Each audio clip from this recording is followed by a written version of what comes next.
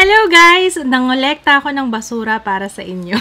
First time ko itong gagawin guys, yung product empties. And matagal ko na siyang pinagpaplanuhan. Lahat ng laman nito ay basura. I-share ko sa inyo yung mga products na naubos ko na. Pwede siyang skincare, pwedeng hair care, pwedeng makeup. Bibili pa ba ako? Isa pa ba or hindi na? Magsimula tayo sa lotion. Okay, itong Snow Skin Whitening Lotion. Ayan, ubos na to guys.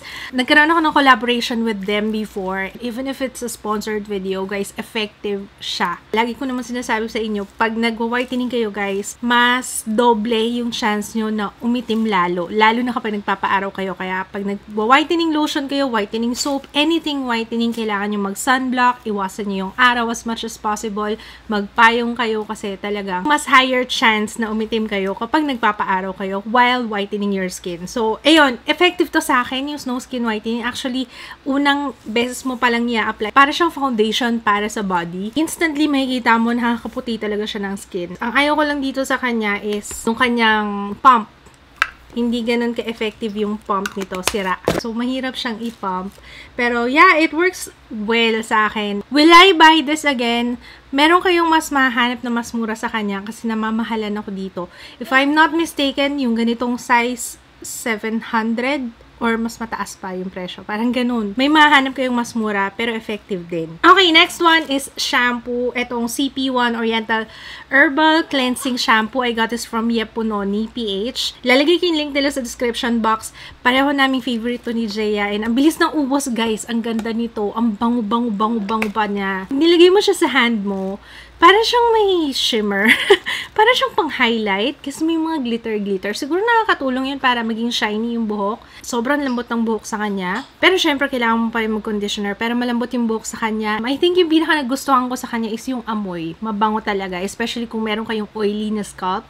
And sometimes yung oily scalp, alam niyo, hindi ko ma-take na hindi maligo araw-araw. Sometimes kasi syempre may araw na tinatamad kang maligo kasi malamig, pero hindi pwede sa akin kasi nga oily yung scalp ko. Mabango siya sa buhok and sa scalp. Mabilis nga na siya maubos kasi sobrang labnaw nung formula. Next one is, ay, nako guys, ilang beses ko na itong na-feature sa channel ko and I really love this. Ito yung pinaka-the best na conditioner na na-try ko ever. Kung gusto niyo talaga ng malambot na buhok and bagsak, kasi lalo nagiging bagsak yung hair ko dito eh. Pero I don't mind, okay lang sa akin kasi ang lambot-lambot niya talaga sa hair. Sinos Argan Oil Therapy Moisture Vitality Conditioner. Tanong ako sa salon dito malapit sa amin and meron silang available na ganito.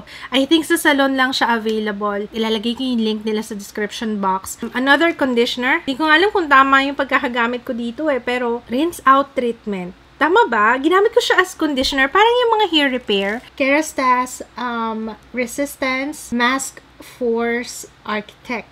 Hindi ko alam kung yun nga talaga yung pagkakabasa sa kanya. Maganda siya kung gusto mong bagsak talaga yung buhok mo. Ayan, ubos na ubos ko na siya. It's really good and mabango siya. Paglabas ko ng shower, amoy mamahalin ako kasi amoy maharlika. Okay na okay talaga to kung gusto niyo talagang magmukhang bagsak yung buhok niyo. Ayan yung mga ginagamit ko guys. Ayan kasi maraming nagtatanong tungkol sa buhok ko. At least dito mapapakita ko sa inyo kung yung mga ginagamit ko, yung mga naubos ko na. Actually, iba nga na ano ko eh, naitapon ko na eh. Pero ito yung mga naipon ko. Vanilla ko, alam niyo na kung bakit ko to Alam niyo na kung bakit ko to favorite. Nabanggit ko na to sa favorites video ko and wala na talaga siyang laman, ubos na. And nice thing is meron siyang spatula sa loob para hindi ma-contaminate yung ibang product kasi kapag kumukuha ka, 'di ba? Lalo na kapag kunwari konti lang yung nailagay mo sa face mo tapos kailangan pang magdagdag, at least meron siyang spatula na pwede mong hugasan before mo ibalik ulit. Sa lahat ng cleansing balm na na-try ko, hindi siya waxy. Actually, nagme-melt siya sa face. Yun yung pinaka-distinguishing characteristic na talagang okay na okay para sa akin. Parang na-melt din niya yung makeup ko. Especially sa foundation kasi makapal ako mag-foundation. And usually yung mga foundation ko matte. Lalo na pag nagbe-bake kayo, kadalasan, pag naghilamos ka, akala nyo wala na yung foundation. Pero meron pa yan. Di ba pag nagto-toner ka, meron pa yung natitira. Yung pinaka-okay sa kanya, yung pag-melt effect, ganyan. Okay na okay din yung amoy nito. Ang bango-bango niya. So, if you were to ask me kung ano yung pinaka-the best na pangtanggal ng makeup para sa akin, vanilla ko. Itong Clean Zero. I love it. Nung nakaraan may nagtanong sa akin sa vlog yata kung anong ginagawa ko, kung bakit mabilis lumiit yung aking tigyawat. Nagkakaroon ako ng tigyawat kapag magkakaroon na ako. Ito yung nilalagay ko sa aking tigyawat, yung Pond's Acne Clear Anti-Acne Leave-On Expert Clearing Gel to. Pag may nakita na akong pimple, after ko maghilamos, maglalagay na ako ng isang dot lang, maliit lang, dun lang sa area na may pimple. Tapos kinabukasan, medyo lumiliit na siya. So, hindi na siya nagpo-full blow na tigyawat na pulang-pula, na nagnanana, hindi natutuyo siya kagad. Si Jaya din, favorite niya to. Nakakatuwa, no? Kasi parang nagsishare na kami ni Jaya ng yung mga anik-anik. Hindi ko lang siya ma-push na mag-share din. Nahihiya na kasi siya. Mag-share din siya kung ano yung mga products na ginagamit niya. Sometimes, kapag napilit ko siya, guys, alam ko marami rin nagre-request sa inyo. Next one is itong Heroin Make Mascara Remover. Actually, isabay na natin yung Heroin Make na naubos ko na. Guys, kung hindi nyo pa natatry ito, ay, ano pang hinihintay mo? It's really good. And kapag nakatry na kayo ng Heroin Make, taas na yung standards nyo pagdating sa mascara. Meron kasi siyang fiber and hindi basa yung formula niya. So, especially kung problema nyo is yung lashes nyo parang hindi nagsistay na curled. Kahit na mag-lash curler kayo, pagka-apply mo ng mascara. Sometimes kasi yun ang nagiging problema, diba? Pag-apply mo ng mascara, parang imbes na maging volumized siya and kitang-kita yung curl. Hindi niya na-maintain yung curl. Sometimes yung mascara, wino-weigh down pa yung lashes. Lalong bumabagsak. So, ito, magaan yung formula niya. Meron siyang fiber. It's waterproof. Kahit hindi niya nilagay na waterproof to, guys. Mahirap siyang tanggalin. Kaya, ayan. Kaya, ubos na rin tong Heroin Make Mascara Remover ko. This one is really good. Mga mascara kasi na mahirap talagang tanggalin. Parang kahit na naghilamos ka na, tapos pagising mo sa umaga, may mga tira-tira pang mascara. Medyo meticulous ako pagdating doon. Kasi dahil sensitive yung aking eyes, kailangan talaga wala siyang matitira dyan. Especially pag matutulog ako. I got this from Macy Apparel. Meron nito na nabibiling kasama sa Macy Apparel din. Magkasama na sila. So, pag bumili ka ng Heroin Make Mascara, meron na siyang kasamang mascara remover. Pero pwede rin naman ito lang mag-isa yung bibilin mo or pwede ito rin. Lalagay ko na lang yung link ng Macy Apparel sa description box. Yung Hyper Curl Volume Express ng Maybelline, ubos ko na to, guys. One of the best mascara ng Maybelline to. Kung hindi nyo afford, kasi medyo may kamahalan to. Itong Heroin Make kasi nasa 600-700 pesos. So, kung hindi nyo afford to, this is the next best thing para sa akin. Yung formula niya, magaan din. Hindi niya nabu-weigh down yung lashes and hyper curl talaga. Yung wand niya, gustong-gusto ko rin to kasi hindi siya gaanong malaki and medyo pa-curve. Naaabot niya yung corners ng aking eyes. Syempre, mas maiksi yung mga lashes dyan. Another one for Maybelline, itong Hyper Sharp Power Black Eyeliner.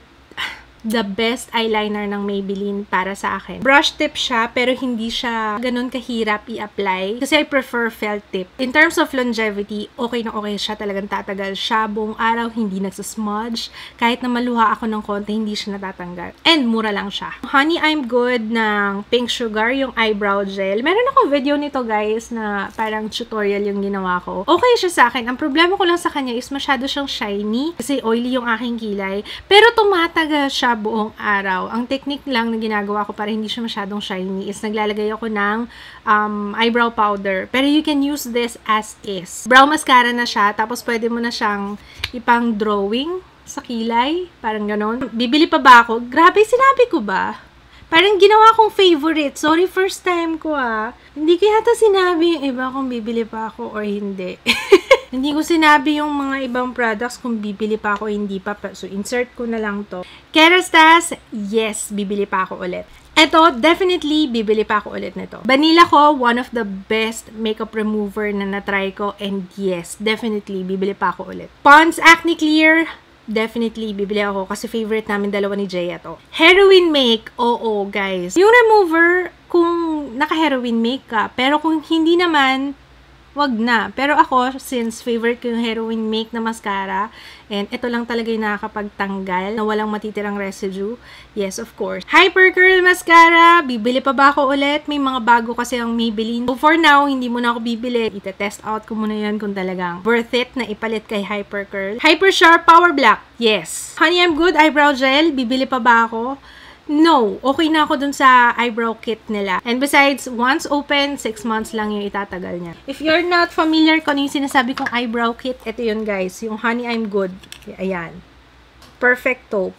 Yan yung favorite ko. Foundation. Ayan. Tuyong-tuyo na to. Ang shade nito is Natural Buff. Even before pa nila na-release dito sa Pilipinas, ito na yung ginagamit ko. And hindi ko akalain na maputi pala to. Will I buy this again? Definitely. Pro matte to, guys. Sa lahat ng drugstore, locally available na foundation na I think na magtatagal talaga para sa oily skin. Ayan. Mary Kay na oil-free eye makeup remover. Actually, may natira pang konti. Pero tinabi ko na siya. Meron na kasi akong bago. Wow, pagkatapos mo siyang gamitin, diba? Pinabayaan mo na lang siya. Pagkatapos mo magpakasasa. Mahal kasi siya, guys, eh. Makakabili kayo ng mas mura pero same effect. Yan, kagaya nito. Mura lang to. Yung Intuit.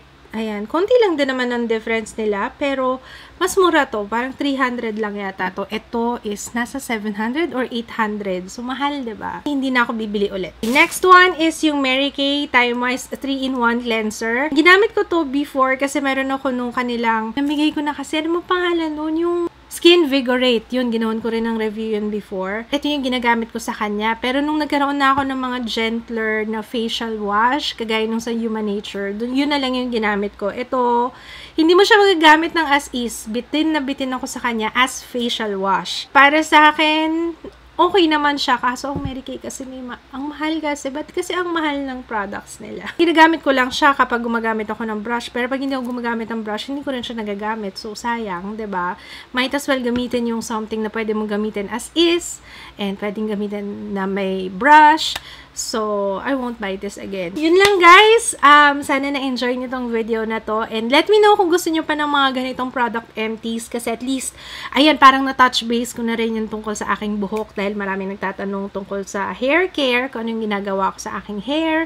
Actually, papalit-palit kasi ako. Kahit sa skincare, alam nyo naman, gusto ko kasi nagtatry ng mga bago. Lalo na sa makeup. Kaya hindi ako masyadong, tingnan nyo, konti lang yung empties talaga. Parang ang hirap sa aking makaubos ng eyeshadow, ng blush, kasi papalit-palit ako. Okay lang sa akin yun kasi yun yung aking calling. Calling. Okay, konting segue lang and announcement. Kasi meron akong collaboration with Rubbermaid PH. Nag-sponsor sila ng giveaway. So, if you wanna check it out, guys, check out Rubbermaid PH Facebook page kasi I'll be giving away 2 tumblers or shaker bottles rather. And yung photo, hanapin niyo yung photo na yan sa Facebook ng Rubbermaid PH. Good luck sa lahat ng mga sasali. So, yun lang. Maraming salamat, guys, sa panonood. See you again on my next one. Bye!